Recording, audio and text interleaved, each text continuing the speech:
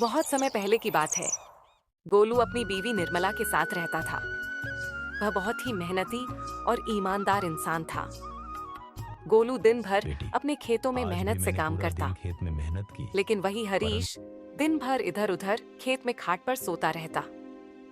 गोलू की मेहनत की वजह से उसकी खेत में खूब अच्छी फसल होती थी, जिसके कारण गांव के सारे लोग गोलू से जलते थे।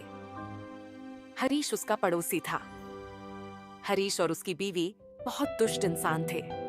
वह दोनों गोलू से बहुत जला किया करते। देखिए जी, इस गोलू की फसल इस बार भी कितनी अच्छी हुई है। हमेशा इसके साथ ही अच्छा क्यों होता है? इस बार तो यह फसल बेचकर राजा ही हो जाएगा। अरे तुम परेशान मत हो, इसको हम राजा नहीं होने देंगे। मेरे जीते जी ये राजा की जिंदगी नहीं जी सकता। गोलू सुबह उठता है और खेत के लिए निकल जाता है और अपनी फसल को देखकर बहुत खुश होता है। जाकर गोलू की मेहनत सफल हो चुकी थी। इस बार लग रहा है अच्छी खासी कमाई हो जाएगी। फिर गोलू घर को निकल जाता है। गोलू की पत्नी गोलू से कहती है, क्या हुआ, आप इतना देर से क्यों आए हैं? हमारी फसल अच्छी तो हुई है ना? फसल इस बार बहुत अच्छी हुई है। कल कटाई भी करनी है, उसी की व्यवस्था कर रहा हूँ। लगता है इस बार कमाई हो जाएगी। अच्छा जी, इस बार अगर अच्छी खासी कमाई हो गई तो हम कुछ पैसे अपनी बेटी मुन्नी के नाम से बैंक में जमा करवा देंगे, जिससे उसकी अच्छी खासी शादी हो जाएगी या उसकी पढ़ाई में मदद हो जाएगी। ठीक है ना जी? हाँ, तुम बिल्कुल सही बोल रही होना है आज, क्योंकि कल सुबह 5 बजे खेत में जाना है।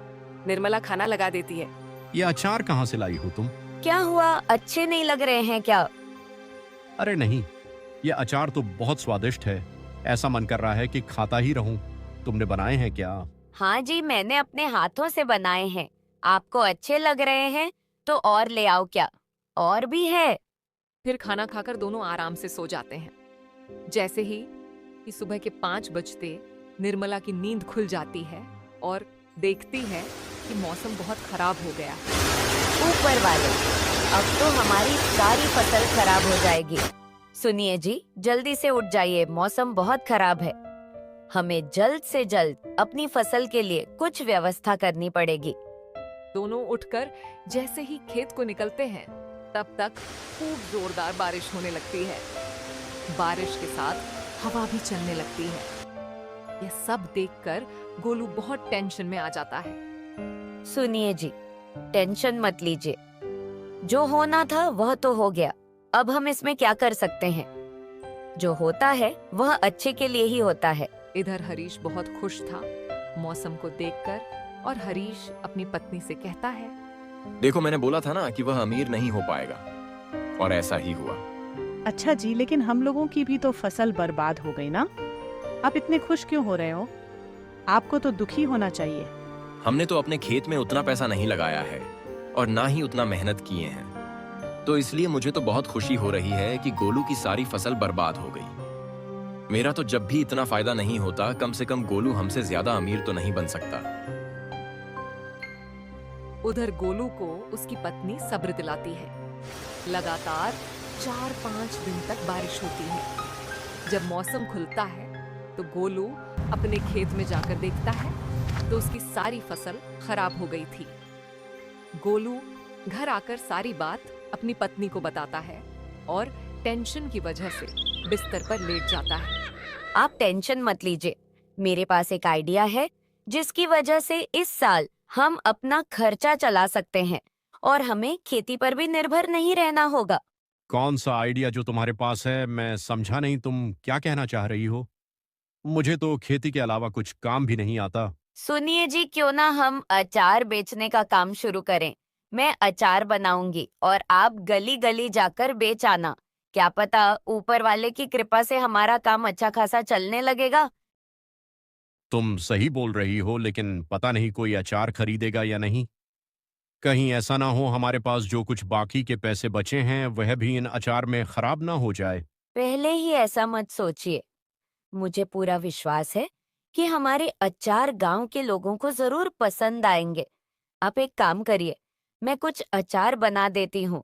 मैं उन्हें गांव में बेचकर देखिए, कुछ अचार बनाकर गोलू को एक टोकरी में रखकर दे देती है और गोलू अचार गांव की ओर लेकर निकल जाता है।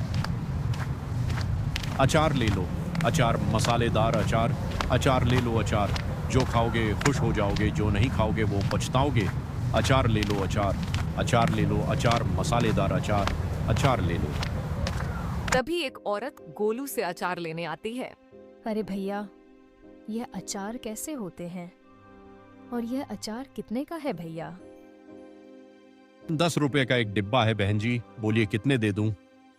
2 डिब्बे दे दीजिए। फिर गोलू 2 डिब्बे उसको दे देता है और पैसे लेकर आगे की ओर निकल जाता है। धीरे धीरे करके उसके सारे अचार बिक जाते हैं। गोलू घर वापस आता है। एक गिलास पानी लाओ जरा, आज बहुत थक गया हूँ। हाँ जी, कुछ अचार बिके या नहीं?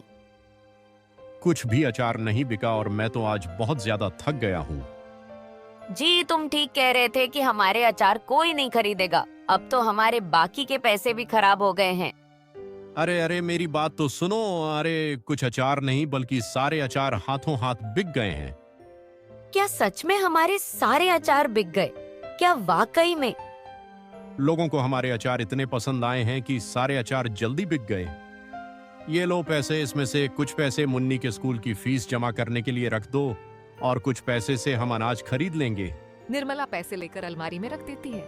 अगले दिन सुबह और ज्यादा अचार गोलू की टोकरी में रख देती है और गोलू अचार बेचने चला जाता है। गांव का एक आदमी कहता है, वो अचार वाले भैया, हमने सुना है तुम्हारा अचार बहुत स्वादिष्ट है। चलो 10 अचार के डिब्बे मुझे दे दो, हम भी तो देखें कि तुम्हारे अचार में ऐसा क्या है। गोलू उस आदमी को 10 अचार के डिब्बे दे देता है और आगे की ओर निकल जाता। धीरे धीरे उसके सारे अचार बिक जाते हैं। जैसे ही शाम होती है, गोलू घर आता। सुनो, हमारे अचार के तो बहुत चर्चे हो रहे हैं। अब मेरे गांव में जाते ही सारे अचार बिक जाते हैं। ये बात सुनकर निर्मला मुस्कुराती है। गोलू और निर्मला बात कर ही रहे होते हैं। ओए भाई गोलू, कहाँ हो? जी मालिक, बोलिए क्या काम है? सुन गोलू, 4 दिन बाद मेरी बेटी की शादी है। उसके लिए मुझे 100 अचार के डिब्बे चाहिए। क्या तुम 100 अचार के डिब्बे बनाकर दे सकते हो? ये सारी बातें हरीश और उसकी पत्नी सुन रहे थे। इसके साथ इतना अच्छा क्यों होता है? मैं ऐसा नहीं होने दूंगा। इसके साथ मैं अच्छा नहीं होने दूंगा। हरीश और उसकी बीवी उसे देखकर जलने लगते हैं। और निर्मला अचार कहाँ रखती है? दोनों ये सोचते हैं।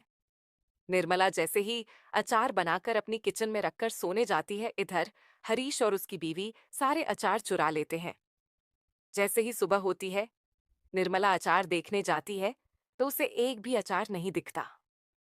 यह सब देखकर वह सारी बात अपने पति को बताती मैं है। आज मुखिया जी के घर जा रहा हूं और उनसे बोल दूंगा कि बस मुझे 2 दिन का मौका और दे दीजिए। गोलू मुखिया जी, मेरे घर से किसी ने सारे अचार चुरा लिए हैं। आप मुझे बस 2 दिन का मौका दे दीजिए, मैं आपको अचार बनाकर दे दूंगा। ठीक है गोलू, मैं तुमको 2 दिन का मौका दे रहा हूँ, लेकिन तुम मुझे अचार जरूर बनाकर दे देना। हाँ ठीक है मुखिया जी, आप चिंता मत करिए, मैं तुम्हारे अचार जल्द बना दूंगा। फिर जब गोलू उधर से जैसे ही घर आता है तो गोलू देखता है कि हरीश का बेटा अचार खा रहा है और उसके हाथ में भी 2 अचार हैं।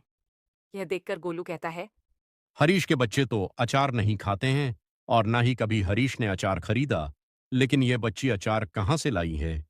गोलू उस बच्चे के पास जाता है। यह अचार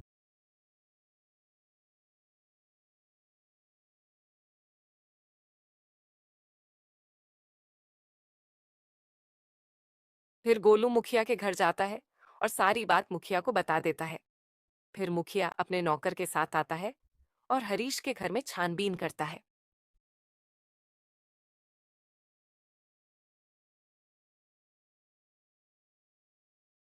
ये क्या है? क्यों चुराए ये तुमने अचार? मुझे माफ कर दीजिए। मेरे अंदर ईर्ष्या आ गई थी, इसीलिए मैंने ऐसा किया है। नहीं, ये माफ करने लायक काम नहीं है। अगर मैंने तुम्हें माफ कर दिया तो तुम फिर ऐसा काम करोगे। मारो इसको सब। अगर आपको ये कहानी अच्छी लगी हो तो इसे लाइक करें, सब्सक्राइब करना ना भूलें और बेल आइकॉन जरूर दबाएं ताकि अगली प्यारी कहानी सबसे पहले आप तक पहुंचे। आपका अपना चैनल शिवानी टून्स, जहां हर कहानी में छिपा है एक जादू और सीख।